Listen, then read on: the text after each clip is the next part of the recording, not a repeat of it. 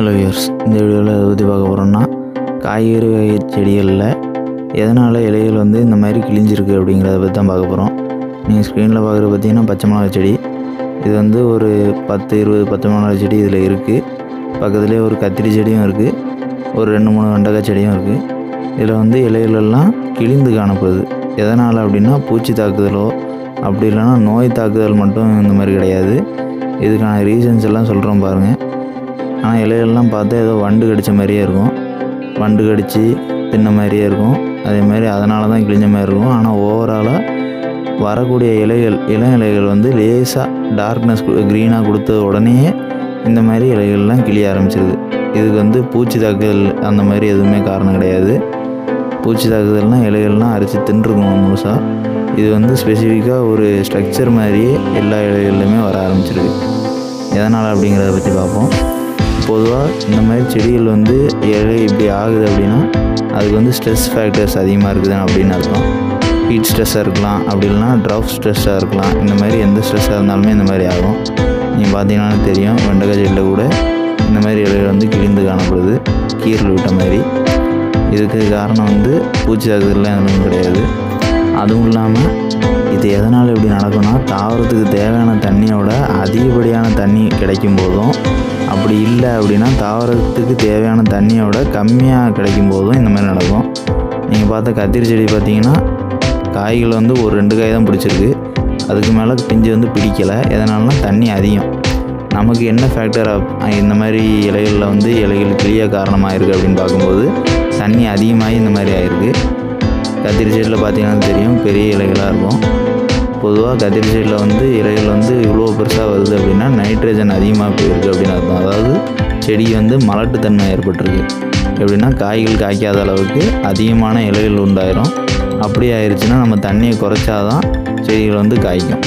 தண்ணியை குறைச்சி செடியை காய விட்டு, செடியை வாட விட்டு தண்ணி விட்டால் தான் அதிலெலாம் காய் பிடிக்கும். நமக்கு இந்த பச்சை மிளகாய் செடிக்கு தண்ணி அதிகமாக தேவைப்படுறதுனாலையும் இதுக்கு தண்ணி அதிகமாக விட்டோம். அது என்ன ஆயிடுச்சுன்னா கத்திரி செடியை இன்டெரக்டாக அஃபெக்ட் பண்ணிடுச்சு. இப்போ பச்சை மிளகாய்க்கு 2 நாளைக்கு தண்ணி குறைச்சா போதும், இது சரியாயிடும். இதுவே கத்திரி செடிக்கு பார்க்கும்போது 4 நாள் தண்ணி குறைச்சா தான் கத்திரி செடி மலட்டுத்தன்மையிலேருந்து வெளியே வரும். அந்த மாதிரி மலட்டுத்தன்மைகளுக்கு போகும்போது இலைகள் அதிகமாக அடர்த்தி ஆகிட்டே போகும், செடிகள் காய்ப்பு குறையும். ஸோ தண்ணி செடிகளுக்கு தேவையான அளவுக்கு தான் இருக்கணும். வேறு என்னென்ன ஃபேக்டர்ஸ் எல்லாம் இந்த மாதிரி அஃபெக்ட் பண்ணோம் அப்படிங்கிறத பற்றி பார்ப்போம். பூச்சி தாக்குதல், பேன் தாக்குதல், இந்த மாதிரி தாக்குதல் இருந்தாலும் இது அஃபெக்ட் பண்ணும். இந்த மாதிரி இலைகள் கிளியறதாக இருக்கட்டும், அப்படி இல்லைனா ஒரு இலையே 2 இலையாக ஆகிற மாதிரி இருக்கட்டும்.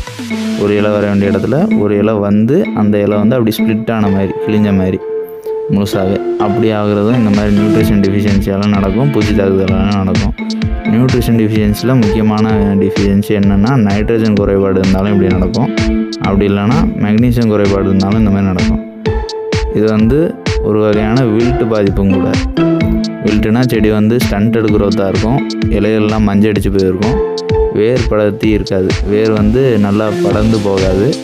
அது மட்டும் இல்லாமல் இந்த மாதிரி வில்ட்டு பாதிப்பை எதை வச்சு கண்டுபிடிக்கலாம் அப்படின்னா, அந்த வளராத இருக்க செடிகள்கிட்ட மூட்டுக்கிட்ட லேசாக அந்த மண்ணுக்குள்ளே இருக்க மூடை தண்டை அப்படியே மண்ணை லேசாக விலக்கி பார்த்தீங்கன்னா அதில் வெள்ளை கலரில் பூஞ்சை மாதிரி, அதாவது மண்ணுக்குள்ளே இருக்கக்கூடிய வேர் மாதிரி அந்த பூஞ்சை அப்படியே அதில் மூட்டில் கோடு கோடாக இருந்த மாதிரி தெரியும். அப்படின்னா ஒரு கம்பில் மரக்காலம் பிடிச்சா எப்படி இருக்குமோ அந்த மாதிரி இருக்கும். ஒருவேளை செடிகளுக்கு வில்ட்டு பாதிப்பு இருந்துச்சுன்னா காப்பர் ஆக்சிக்ளோரைட் 50% WP 1 லிட்டர் தண்ணிக்கு 2.5 கிராம் யூஸ் பண்ணி பாலியஸ் ஸ்ப்ரேயில் கொடுக்கலாம். அதேமாதிரி சாயில் ட்ரென்ச்சிங் பண்ணும்போது ஒரு செடிக்கு 1 கிராம்ங்கிற இதில் கொடுத்தா நல்ல ரிசல்ட் இருக்கும். சாயில் ட்ரென்ச்சிங் ஒரு தடவை கொடுத்தாலே போதும். பாலியஸ் ஸ்ப்ரே ஒரு 5 நாள் கழித்து திருப்பி கொடுக்கலாம். நம்ம எக்ஸ்ப்ளனேஷன் கொடுக்குறதுக்காக வீடியோ டூப்பிங் பண்ணியிருக்கோம், நீங்கள் ஆடியோ மட்டும் ஹேர் பண்ணுங்கள்.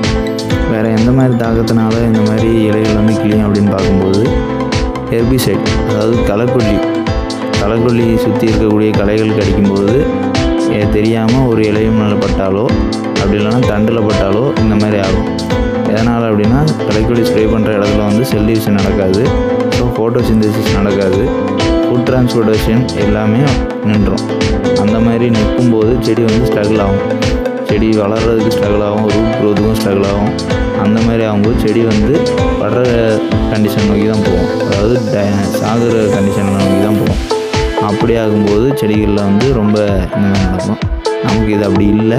ஆனால் செடிகள் மேலே களைக்கொல்லி ஸ்ப்ரே தெரியாமல் பட்டுச்சு அப்படின்னா, உதாரணத்துக்கு ஒரு கத்திரி செடியை எடுத்துக்கலாம். கத்திரி செடியில் வந்து களைக்கொல்லி அடிக்கும்போது கத்திரி செடி மேலே களைக்கொல்லி படுது அப்படின்னா, அந்த இடங்கள் அந்த தண்டில் படுது அப்படின்னா, அந்த பச்சையாக இருக்கக்கூடிய தண்டு வந்து ஒரு மாதிரி கருகக்கூடும். அந்த இடத்துல வந்து அப்படியே சுற்றி அந்த வீனிஸாக இருக்க லீவ்ஸ் அந்த தண்டு வந்து அப்படியே பிளாக் ஆகி அப்படியே சரியும். அதுக்கப்புறம் என்ன ஆகும்னா, அந்த மேல் தோலில் வந்து அந்த ஸ்கின் தண்டில் இருக்கக்கூடிய ஸ்கின்னில் வந்து ஃபுட் டிரான்ஸ்போர்ட்டேஷன் நடக்காது, நியூட்ரிஷன் டிரான்ஸ்போர்ட்டேஷன் நடக்காது. உள்ளே இருக்கக்கூடிய தண்டு எவ்வளோ தூரம் உயிரோடு இருக்குதோ அதுக்கேற்ற நாள் மட்டும்தான் செடியும் இருக்கும். அப்படி அதுவே உடஞ்சிருச்சு அப்படின்னா ஒன்று மண்ணுக்குள்ளேருந்து கலக்கிறதுக்கு சான்சஸ் இருக்குது. அப்படி அதுக்கேற்ற மாதிரி அந்த ஆப்போசிட்டான ரியாக்ஷனுக்கான வேலையை பண்ணணும். உரம் வச்சு செடிகளை எழுப்புறதுக்கான வேலையை பண்ணணும். அப்படி ஒரு வேளை களைக்கொல்லியால் தான் இந்த மாதிரி இலையில் வந்து கிழிஞ்சிருக்குது அப்படின்னா அதை என்ன பண்ணணும்னா, தண்டுக்கிட்ட மல்ச்சு, அதாவது மரக்கூழ்னு சொல்லக்கூடிய வுட் சிப்ஸ், இதை வந்து நம்ம வைக்கும்போது என்ன ஆகும்னா, மண்ணில் இருக்கக்கூடிய இந்த ஹெர்பிசைட் சார்ந்த தாதுக்களை அது அப்சர்வ் பண்ணி செடிகளுக்கு வந்து தேவையான நியூட்ரிஷன்ஸை மட்டும் அது அப்சர்வ் பண்ணுறதுக்கு ஏற்ற சுச்சுவேஷனை சாயிலில் க்ரியேட் பண்ணும். இந்த மாதிரி ஆகும்போது என்ன ஆகும்னா, செடிகள் வந்து ரொம்ப மோசமாக ஒரு 50%க்குள்ளே அஃபெக்ட் ஆகிருக்க செடிகளை ஈஸியாக இதில் வந்து மீண்டெழுப்பிடலாம். அப்படி இல்லை 50%க்கு மேலே ரொம்ப டை கண்டிஷனுக்கு போயிடுச்சுன்னா இது வந்து ஒர்க் ஆகுறது ரேர் சான்சஸ் தான். இந்த மாதிரி விவசாயம் சம்மந்தமான வீடியோக்கள் தொடர்ந்து பார்க்குறதுக்கு நம்ம சேனலை மறக்காமல் சப்ஸ்கிரைப் பண்ணிங்க. கார்டனர்ஸோ இல்லைனா மாடி தோட்டமாக வச்சுருக்கவங்க யாராவது தெரிஞ்சவங்க இருந்தாங்கன்னா அவங்களுக்கு இந்த வீடியோ ஷேர் பண்ணுங்கள். இந்த வீடியோவில் ஏதாவது டவுட் இருந்துச்சுன்னா கமெண்ட் பண்ணுங்கள்.